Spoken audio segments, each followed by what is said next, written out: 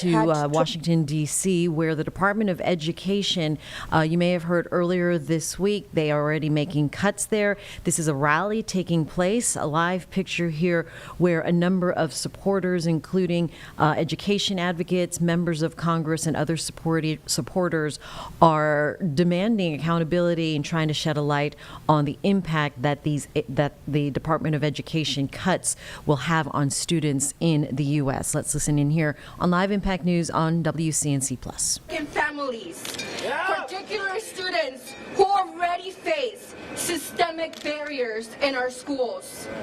This decision will exacerbate educational inequities, stripping funding from under-resourced schools, and weakening accountability for states and local districts, jeopardizing the future of an entire generation that will hinder our economic growth and our nation. We refuse to be silent while this administration dismantles that right. Aquí will fight alongside our students, parents, educators, advocates in the community to resist this dangerous action and demand that our leaders uphold the fundamental promise of education for all. And you see what this means. Department of Education cuts equals losing federal protections for students. Yes. Department of Education cuts equals many after-school care programs that will be lost. Yes. Department of Education cuts equals even fewer teachers. Yes. Department of Education cuts equals less financial aid for college students. Yes. Department of Education cuts equals school funding cuts when schools are already struggling. Yes. We are living in a dangerous time in America. And our children will read the history of this moment. And we will proudly say to them, we are standing up for you. Yeah. And I hope that they hear here and all the way to the White House. Who has the power? We have the power. Who has the power? We have the power. Who has the power? We have the power. We will not let them forget that this country was built on the backs of the people. Yes. We are the people, and we are the power. Yes.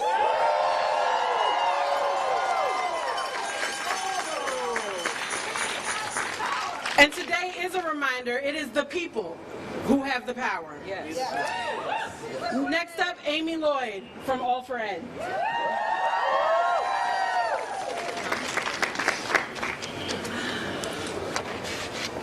Buenos dias. Caché. Good morning, everybody. What a day, what a moment. My name is Amy Lloyd. I am the CEO of All for Ed, which is a national nonprofit organization that works from the classroom to Congress to strengthen and improve our education system. But for the past 4 years, I worked in this building right here. I've been the Assistant Secretary for the Office of Career, Technical, and Adult Education here at the U.S. Department of Education. I started my career as a proud public school teacher. I am the daughter of 2 public school teachers in CTE and in special education. Thank you. I just lost my Rebel Alliance pen. But you know, the spirit still lives in me. For over 25 years, my work in education has been dedicated to leveraging education as the springboard in our nation to opportunity, to economic and social mobility. We all believe, everyone right here believes, that education transforms lives. We know it does. It's the key to unlocking the American dream. It is the way that we all can live lives of purpose and joy and connection and prosperity. And my organization, All for Ed, recently polled over 4,000 Americans across our country, and we know we, the people, do not want to dismantle the U.S. Department of Education. We, the people, we share a deep commitment commitment as a nation to our public education system. We, the people, are firmly and fully committed to career-connected learning through career and technical education, career and college pathways, our incredible community colleges, adult education, and lifelong reskilling and upskilling for all of us. We know education is workforce development. Education is economic development. Right? Career-connected education provides some of the most meaningful, hands-on, hearts-on, minds-on learning opportunities and experiences for our students to develop and apply in practice the knowledge, skills, and credentials that our country needs to power our future. And this is a beautifully bipartisan space. This is a really rare thing to find in our nation right now, a place where we all agree. And when I was at Ed, I loved working across the aisle and across the nation to advance career, technical, and adult education, because this is a space that we have common ground in. Even Secretary McMahon believes in this space, supposedly. But rather than slashing and burning the agency, supporting our education system to strengthen our workforce, to build our economy through career-connected learning, we should be lifting up the agency right now. We should be investing in the teams right here at the U.S. Department of Education and increasing funding for our states to invest in this critical space. But that is not what's happening right now. The team that I had the honor of leading for the past 4 years was phenomenal. They cared so deeply about every single state, every single community, every single student in our nation. And I got to travel across our country. I did site visits to really lift up from and learn from the work of career and technical education and adult education. And from rural Kentucky to Seattle, from rural Arizona to Manhattan, I heard from the field how much they appreciated the career civil servants at the U.S. Department of Education. They were the heart of the relationship that helped the field strengthen their practice. My former colleagues here at the U.S. Department of Education built meaningful relationships with state and education leaders. And the amazing public servants at Ed behind us and those who are no longer at the department, these aren't anonymous bureaucrats. These are real people. That's right. These are real people. These are the go-tos for our education system. They're the trusted supports for our education leaders. They're real people who work very hard every day to make a real difference in the lives of our students, our educators, and our communities, and they've given their lives to public service. And today, right now, less than a third of the talented, patriotic, caring team leading my office in career, technical, and adult education, less than a third remains here at the department. Over 2 out of 3 of my former team are not working here right now today, and this attack on our public servants started first with forced administrative leave for diversity, equity, and inclusion training, which strengthens our schools, frankly, and they took that training during the first Trump administration. Now they're not working. The second round was 2 rounds of basically forced buyouts made under duress and threat of maybe losing your job anyway. And the third round happened this week with the massive firings that we all learned and heard about. Entire divisions focused on state and local capacity building, educator development, innovation, excellence, data transparency, quality, ensuring that we build and have the evidence base for we know what works, and organizational effectiveness all have been cut.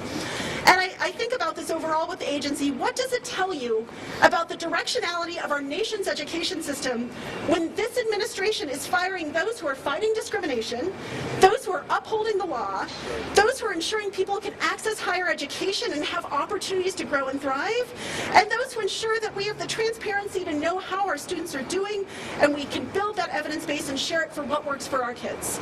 This is really grim. This is a moment. But what really keeps me up at night is how the 11.4 million students who I got to serve pursuing career and technical education in middle and high schools, in community and technical colleges, and the 1.2 million adult learners who were really overcoming such challenges to return to education, were pursuing opportunities to better themselves. They are the ones who are ultimately bearing the brunt of what this administration is doing to cut the department and to undermine our public education system.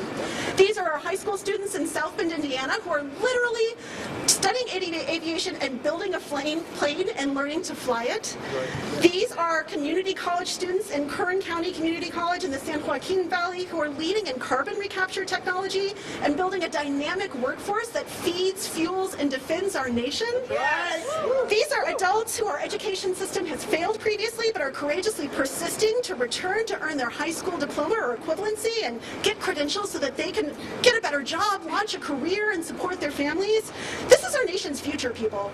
Like, this is our nation's future healthcare workforce, our technology workforce, our future educators, our advanced manufacturing workforce. Like, this is all of us. And our nation's future hangs in the balance right now. I cannot underestimate how important this moment in time is. Education is not a political plaything.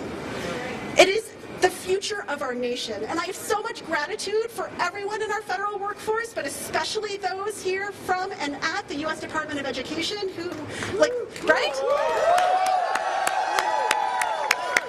Like, my heart is with the many who have lost their jobs. I really, truly appreciate those who are courageously persisting, remaining at Ed, and doing all they can to continue to support excellent, equitable, and innovation education for all of us and our students. And I think about the very principles of our nation, and our democracy hangs in the balance. Education is our future. It's our workforce, it's our democracy, and we must continue to stand for Ed and stand for life, liberty, equity, and education for all. Thank you, everybody.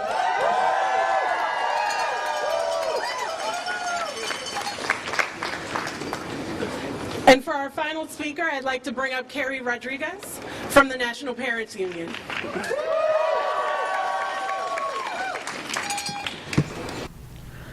Hey everyone, right now you're watching live Impact News on WCNC Plus as we are listening and watching live a rally from Washington, D.C. on supporters of education and expressing their feelings on the cuts to the Department of Education. Up there on the right, you're seeing a Zoom that is part of a meeting at the UN on child trafficking. And here in the Queen City, the ACC tournament continues today. Another beautiful, exciting day for college basketball in the heart of Charlotte. Donald Trump and Linda McMahon, you have picked a fight with the wrong mamas. Because what is happening right now, this is not reform, this is not efficiency, this is sabotage. And we will have none of it. Let's talk about why this building exists. Because I think some people fail to remember why we have a U.S. Department of Education. Because when I hear people say, education should just go back to the states, I have to ask, back to what exactly? Back to when 6-year-old Ruby Bridges had to be escorted by federal marshals because a mob of state officials and even the governor attempted to block her from classrooms after a federal court order? Back to when federal troops had to be sent in just so the Little Rock Nine could go to school because the state government ordered the National Guard to close their doors? Is that what we're going back to? Because that is why the federal government had to step in. Because when states were left in charge, they let black and brown kids be terrorized rather than educated. It took a Supreme Court case, Brown versus Board, to get segregation ruled unconstitutional in 1954, right? But guess what? That ruling meant nothing without enforcement. Because the southern states didn't just wake up one day and decide, oh, well, now we're going to treat black kids fairly. No, parents had to keep suing for justice. In Alexander versus Holmes County Board of Education in 1969, parents had to sue again because schools were still dragging their feet on desegregation 15 years after Brown versus Board. So let's also talk about children with disabilities who had to sue. Before federal oversight, millions of kids like mine with disabilities were locked out of public education entirely. Parents had to sue. Pennsylvania ARC versus Pennsylvania in 1972. Hills versus Board of Education in 1972, just so our kids could learn. Parents are not new to this fight. We have been fighting for generations to gain these protections so that we would not bankrupt our families and rob our kids of their childhood, their precious childhood stolen because states refuse to recognize our rights. And you guys want to send education back to the states. Is this what we mean when we say making America great again? Is this the again? Donald Trump trying to shut down the U.S. Department of Education, the one agency that enforces these civil rights protections, so we can go back to gutting public schools and letting states do whatever they want again. This is not a dog whistle, friends. We hear loud and clear what you are trying to do. So I am here to say we are not going back. We are moving forward, and parents need to be paying attention, because if they take away federal education protections, your kid could be the next kid locked out. So, in the words of the great governor of Maine, Donald Trump, you will see us in court.